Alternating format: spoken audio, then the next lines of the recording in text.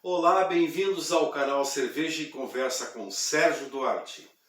Nos próximos vídeos você terá aulas inteiramente gratuitas de como fazer a sua cerveja e poderá beber com seus amigos em casa. Muito bom isso, não é? Mas hoje a nossa conversa será bem outra. É a história da cerveja na Idade Antiga, na Idade Média, na Idade Moderna e Contemporânea. Mas antes de tudo, é bom para você ter um parâmetro, né? Como isso tudo começou, que estilo é melhor para você, ok? Então, rola a vinheta.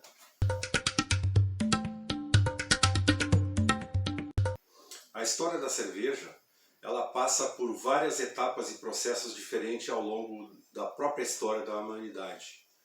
Foi um dos grandes marcos das civilizações antigas. Alguns historiadores falam que ninguém inventou a cerveja em si, mas que ela foi descoberta ao próprio acaso.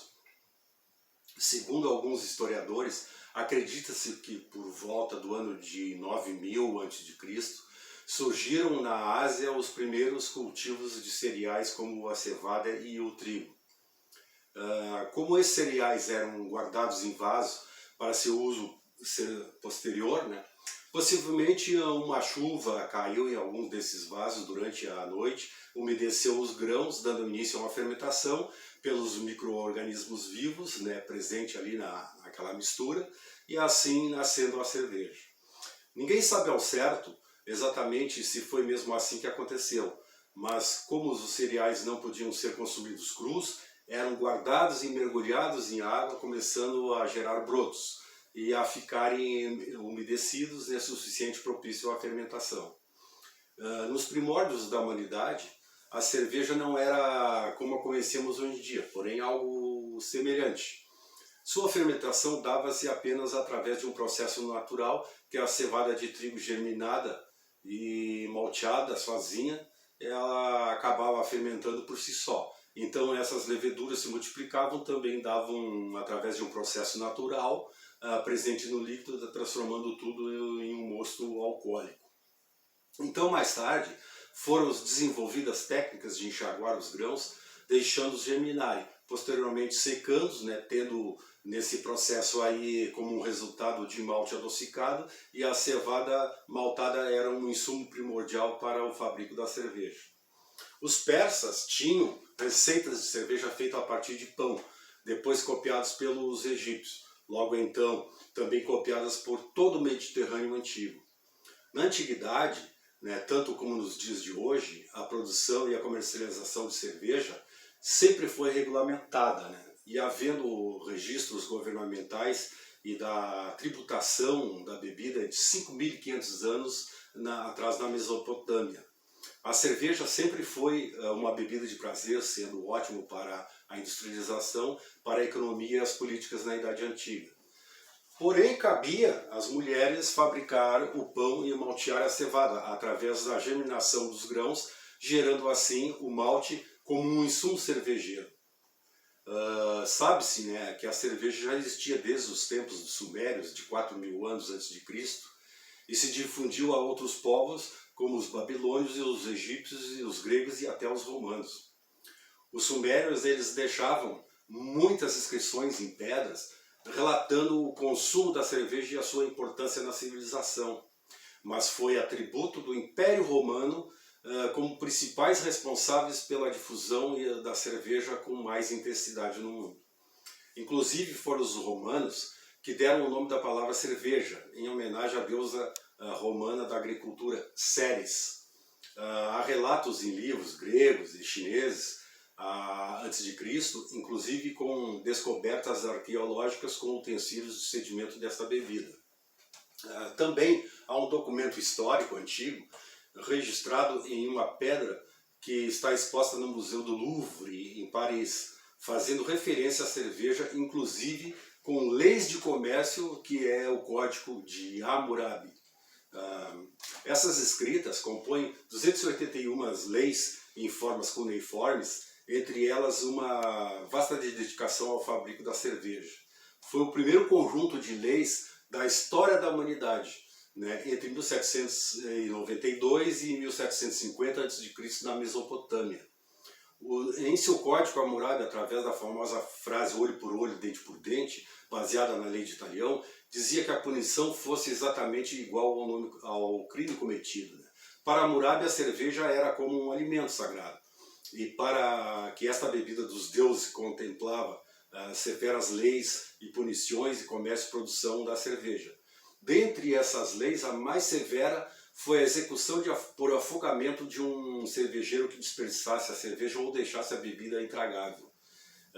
E já que a bebida contaminava facilmente, pois na época não havia como ter um devido asseio, com certeza muita gente deve ter sido executada, né?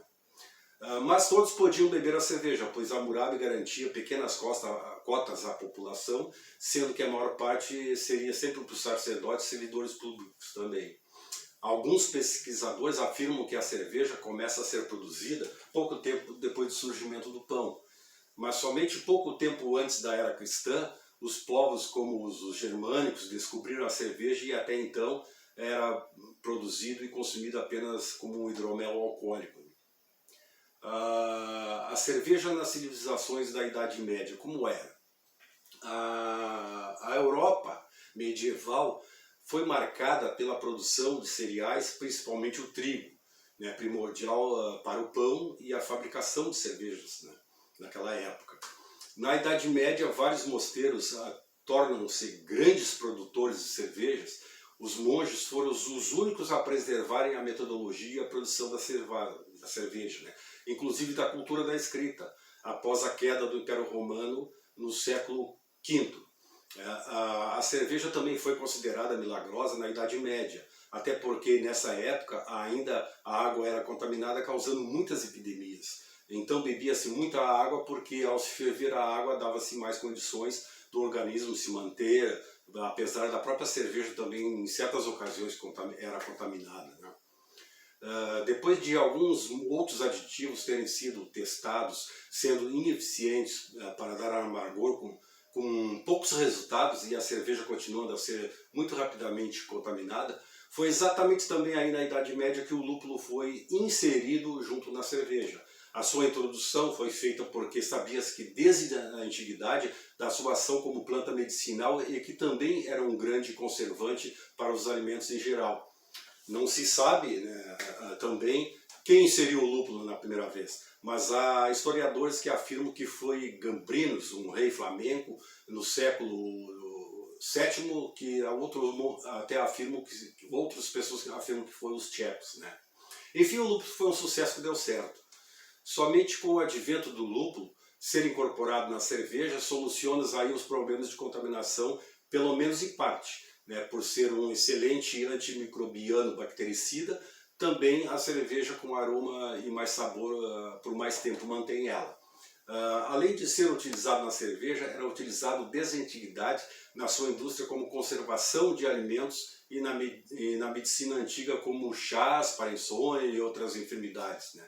Consta nos livros sobre o Saint-Emilion, em Regensburg, escrito em 1020 por Arnold von Sant, que o lúpulo é uma planta trepadeira da família das urticáceas. É uma planta dioica com flores somente femininas e masculinas, mas que só a feminina é cultivada por se incorporar na cerveja lupulina.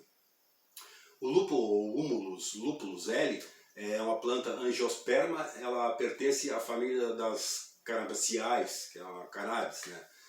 Até hoje atribui-se ao lúpulo propriedades terapêuticas de combate a várias enfermidades na medicina natural fitoterápica. Na época, em cidades europeias, são abertas várias cervejarias e tabernas. A cerveja nas civilizações da Idade Moderna, agora. Em 1516, o Duque da Baviera, Guilherme IV, constitui a Lei de Pureza Alemã. Em seu decreto-lei, ele diz que poderiam ser usados os ingredientes da cerveja apenas água cevada e o lúpulo, que depois, posteriormente, também incluíram a levedura. Quanto aos avanços que começam agora, vêm nos ajudar na indústria cervejeira. Na era moderna, grandes contribuições são realizadas porque a tecnologia presente começa a avançar um pouco mais rapidamente, né? A malteação dos cereais começa a nível industrial, com mais eficácia, de tempos e temperaturas corretas para a germinação do cereal e a devida secagem e estocagem também. No século XVII é inventado o termômetro de líquido por Jean Rey, um médico francês. Invento também melhor que o termômetro de Santorini, na Itália, de 1612, mas que Galileu antecipou em sua invenção de 1602. Uma das grandes contribuições também foi o advento da máquina a vapor nas indústrias, transformando de lentas em rápidas as produções. Com essa revolução industrial, novos processos de envase são feitos em garrafas de vidros que pressurizadas, né, com a rotulagem sem a devida contaminação. Propagandas também começam a dar um tom mais evolutivo nas cervejas. Em 1759 é criada a fábrica irlandesa da Guinness.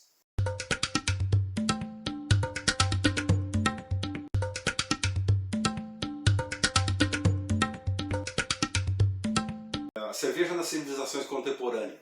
Em 1808, a cerveja chega ao Brasil junto com a família real portuguesa. Com a chegada da família real portuguesa e as aberturas dos portos para outros países, os ingleses levam a melhor e começam a trazer para cá suas cervejas. Depois vem a vez dos alemães, com boa qualidade de cervejas de tom mais claras, né? Claro que todos competindo com os vinhos que vinham de Portugal e outros países da Europa. Mas em 1842 é criada a Pilsen Tcheca. Depois, em 1853, é criada a Boêmia, a primeira cervejaria brasileira, genuinamente brasileira, né? Em 1864 vem a Heineken de Amsterdã. E ainda no século XVII a cerveja começa a ser produzida com mais qualidade devido aos conhecimentos técnicos da indústria em geral, mas principalmente porque o francês Louis Pasteur descobre que as bactérias são prejudiciais à cerveja e dentre as leveduras qual a melhor que é para a cerveja, né? O alemão Carl von Linde também, que descobre as técnicas e os processos de refrigeração. Depois veio um dinamarquês, Emil Christian Hansen, que identifica os vários tipos de leveduras para cada estilo de cerveja, né? Com o tempo descobriu-se, né, que poderiam isolar as leveduras do tipo Saccharomyces cerevisiae próprias para cervejas. São micro-organismos unicelulares que quebram os açúcares do amido do malte, já abraçado pela mosturação, através da sacarificação, transformando tudo em maltose. E após o malte passar pelas etapas de temperaturas corretas e seus patamares conforme o estilo de cada cerveja, vai liberando álcool, vai liberando CO2, no momento da fermentação, transformando tudo em malte e em cerveja. Em 1876 foi criada a Budweiser, né? Depois, em 1886, é criada na Alemanha a Erdinger. Em 1888 é criada no Brasil, em São Paulo, a cervejaria Antártica. Também ainda em 1888 é criada a Brahma Winger e Companhia. Depois, em 1995 é criada em Porto Alegre a Dado Beer. E em 2002 é a vez da Devassa no Rio de Janeiro. Então a história continua, né? Como muitas companhias cervejeiras sendo criadas, mas muitas mesmo, né? Tanto no mundo como no Brasil.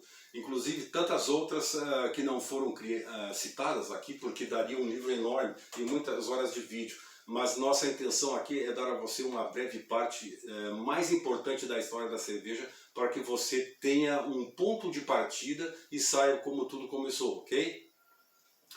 Então eu vou começar. Mas o que é a cerveja então, né? A cerveja nada mais do que o cozimento preparado de um chá em infusão no mosto ali, né? De um ou mais cereal maltado, geralmente a cevada maltada, entre outros adjuntos germinados ou não, e misturando tudo ao lúpulo. A composição da cerveja ela obedece cada estilo, porém a sua composição média básica é 91% de água, 4,7% de álcool, variava cada estilo, tipo de cerveja, 0,60% de CO2 e 4,4% de extrato de malte, né? Como é a família das cervejas? A família das cervejas são três: a Lager, a Ale e a Lambic. Geralmente são classificadas por cor, né, tipo de insumo usado, a metodologia de produção, teor alcoólico, entre outras, a origem e o processo de fermentação. A Lager é a cerveja mais popular do mundo. A sua fermentação, geralmente ela ocorre a temperaturas entre 8 e 14 graus, são mais leves, refrescantes e geralmente menos amargas. Tem um baixo teor alcoólico, mas são muito carbonatadas e a sua cor é dourada, né? São ótimas para o verão nosso brasileiro, devem ser consumidas entre uma temperatura de 2 até 8 graus centígrados, mais ou menos. Dentre as Pilsens, né, a Bock, a Dunkel, as Helles, as Viennas Lager, as Stivatbier, as Rauchbier, todas as Pilsen geralmente são uma Lager, mas nem toda Lager é uma Pilsen. Agora, as Ales vêm do século XIX, eram feitas com uma fermentação mais alta, portanto uma boa parte eram fermentadas entre 18 a 24 graus centígrados, mais ou menos. Dentre essas aí tem as IPAs, as Stouts, as Ports, as Saison, as Dúbios, as Quadruplas, as Weissbier e as Triple, né? Já as Lambic têm a fermentação espontânea, com leveduras selvagens, o mosto expostos na cervejaria, exatamente ao contrário das Lagers e das Ales, que são cervejas fermentáveis com leveduras especiais, cultivadas e selecionadas em bancos de laboratório, totalmente altamente qualificado. Bom, vamos ver os estilos de cerveja, né? Os estilos, quanto aos estilos da cerveja, existem muitas e são mais de 150 das artesanais no mundo todo. A mais destacadas são as Pilsens, as Lagers e as IPAs e as Weizenbiers, né? Os principais tipos de cerveja são as Pilsens, as Lagers, as Pale Ales, as Bocks e as Weissbier, né? Então vamos citar algumas cervejas. A Pilsen é do tipo de cerveja Lager, ela veio da República Tcheca. As IPAs ou Indias Pale Ale são cervejas extremamente lupuladas, portanto mais amargas, mais aromáticas, com um teor alcoólico maior. As APAs ou American Pale Ale são menos alcoólicas e amargas do que as IPAs, né? As Weizenbier ou Weiss são cervejas feitas com malte de trigo, né, ou cevada, né, que são oriundas do sul da Alemanha. As Stouts são cervejas ales pretas produzidas com malte ou cevada torrada e de alta fermentação. Perdão. As Bocks são cervejas de pouco amargor e de baixa fermentação, com sabores de caramelo, café tostado também. Existem mais estilos e tipos de cerveja, porém com estes você já tem um pouco de por onde começar, mas dê uma olhada no BJCP, se desejar aprimorar-se um pouco mais. O que é o BJCP? O BJCP nada mais é do que uma abreviação de Beer Juice Certification Program. É uma entidade sem fins lucrativos criada em 1985 a partir de uma joint adventure que entre as American Home Brewers Association e a Home Wine Beer and Trade Association. O que eles fazem, por exemplo, a BJCP, ela cria um guia de estilos categorizando as cervejas para que possamos ter acesso a essas informações. Ela cria também um programa de certificação para ser avaliado por juízes em novas avaliações em que possam existir. Uma observação: as diferenças entre chopp e cerveja. A cerveja é o mesmo chopp. Ela se difere porque a cerveja passa por um processo de tratamento térmico e ela também é pasteurizada para prolongar a sua vida. Já o chopp é verde sem a pasteurização. as cores, a descoloração da cerveja. A coloração das cervejas, elas depende do malte e o grau de torrefação utilizados. Quanto mais escuro se for o malte, maior é o seu EBC.